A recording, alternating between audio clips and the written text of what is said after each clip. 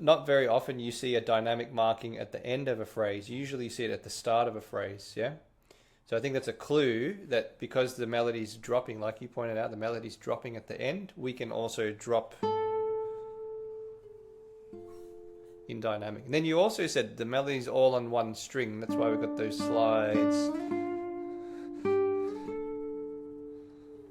And I really like how it's on one string because if we played it across different strings,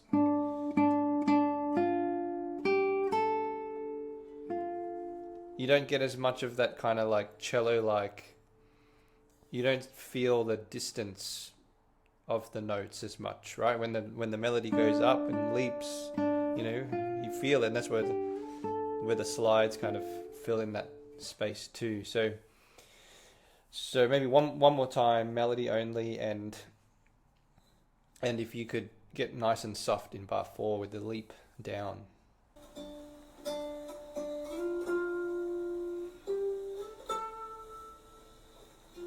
Oh, beautiful, beautiful. Yeah. Okay, now let's add the accompaniment in.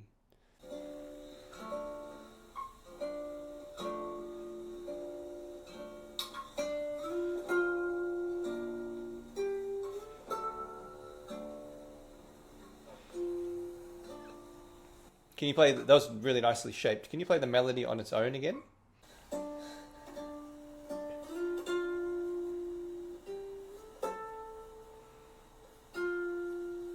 Nice, good, good. Now, just the one thing though is that the tempo you're playing it at, it sounds like three melodies rather than one melody. Like,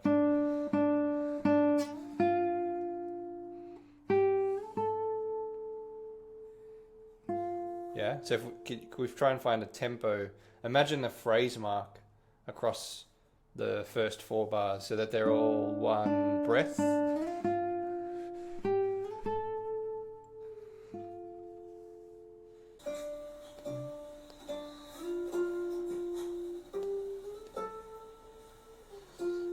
Yeah, you could maybe even push a bit more, accelerate a bit more at the start.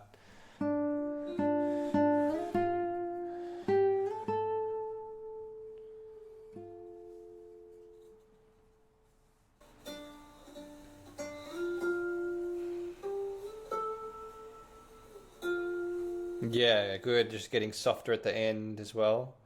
Yeah, try that again.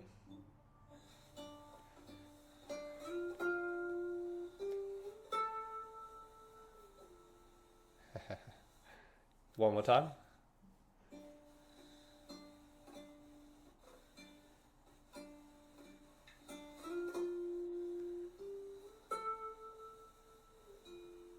Yeah. Now with the accompaniment, try to keep the tempo the same.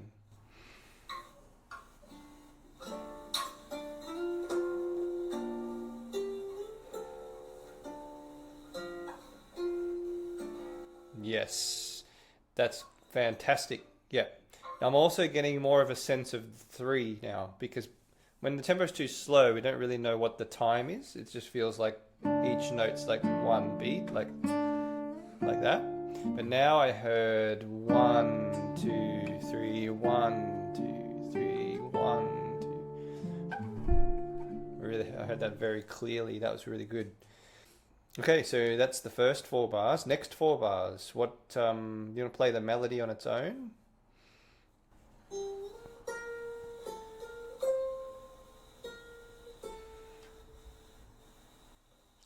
That's it. Yeah, that's it. The rest of it's accompaniment. Yeah. So it starts with a leap right at the beginning.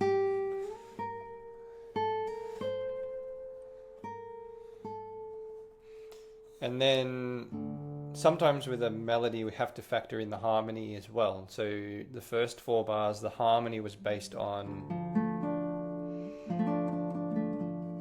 and now this one it's based on, oops. Now it's based on this harmony. We're going towards something a bit different. So the first one's minor, yeah? D minor. And then we're going.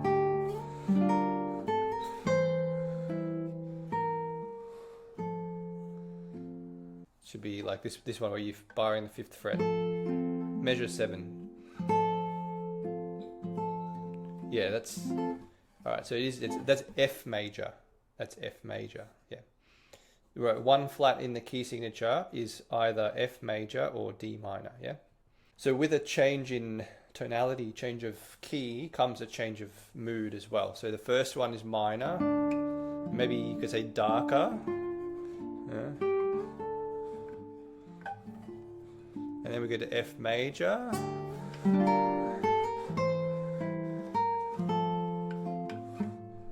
And then it goes back to minor again, straight away.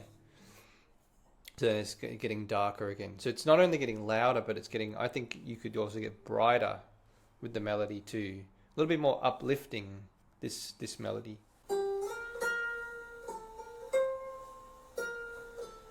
Good, beautiful. I like how you kind of darkened it up again towards the end. Yeah, and that's a nice tempo again. Yeah, now with the harmony.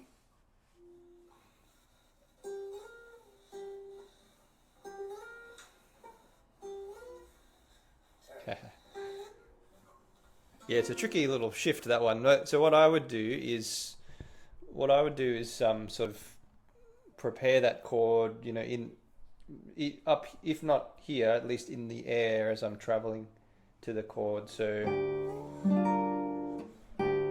I've already got the chord pretty much ready up here, so I'm going to slide up into it.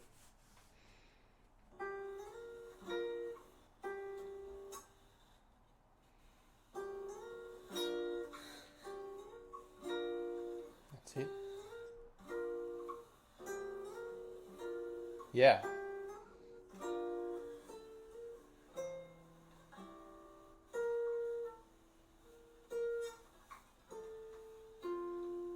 Yeah. One tip with those harmonics too is if you pluck them a little bit closer to the bridge, I think they'll come out a little bit more cleanly. Oh, that's it.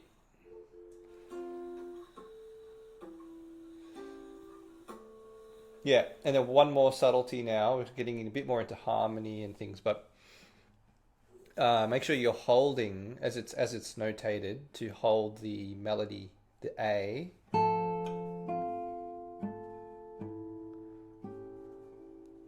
As you play the harmonics, the A is kind of floating above, and then in the next bar, I reckon it's nice if you can hold all of these, because that's one chord. Yeah. So hold the A and then hold all those together. Yeah, you could do a half bar. Yeah, I would shift. That's a good little subtlety actually. So for the measure before, we need to do a 3/4 bar, 4 strings. But then in the next measure, I'll just sneakily shift into a half bar there, so that I can hold the A. Yeah. Okay, now we need to also distinguish a bit more the melody and the accompaniment. So that the A is the only melody note. Everything else is accompaniment. So we want to maybe punch that out a little bit more. If it's the end of the phrase and it's soft, but it can't be too soft. So punch that out a little bit more, and then everything else is more in the background. Yeah. And then the next 4 bars. Hang on. Where are we going to here? We're going, it's still in the 5th position. Yeah. So the melody goes now.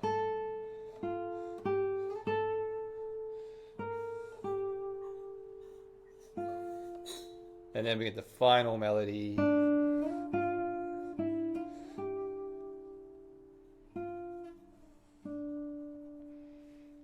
So observe similar things again, right? They're going up and down, arched shape melody. A lot of it's on the 2nd string, so we can slide around a little bit. Got a very questioning a couple of harmonies, you know, when you add the harmonies in, yeah?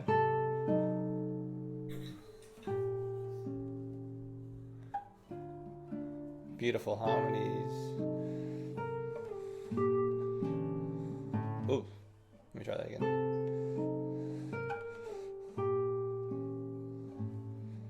Just be careful. Here it's also, I guess, you know, we're getting some pretty dense accompaniment. We don't want we don't want it to come out like that, yeah? It's overpowering the melody, so nice and soft.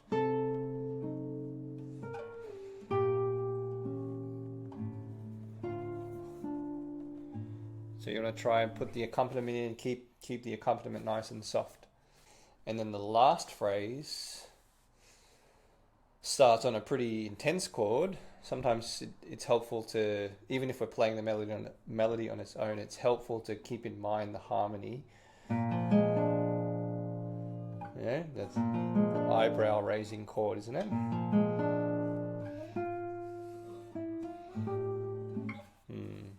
And now the tempo's nice, and I'm hearing like if there were phrase marks, you know, I'm hearing it like that now. Not in pieces, not in bits, like that.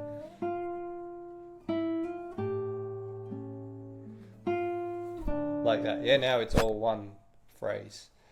Okay, so I think that's the approach. Then you can just continue working. Then the next, do the same with the harmonics. Try and get it.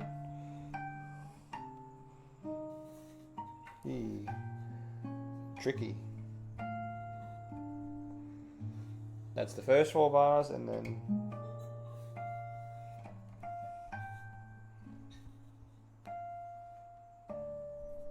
that's the next 4. So the goal is in your practice is to turn it in, you know, to transform it from like, you know, getting the notes down and playing the beats in time to stringing those notes together into phrases.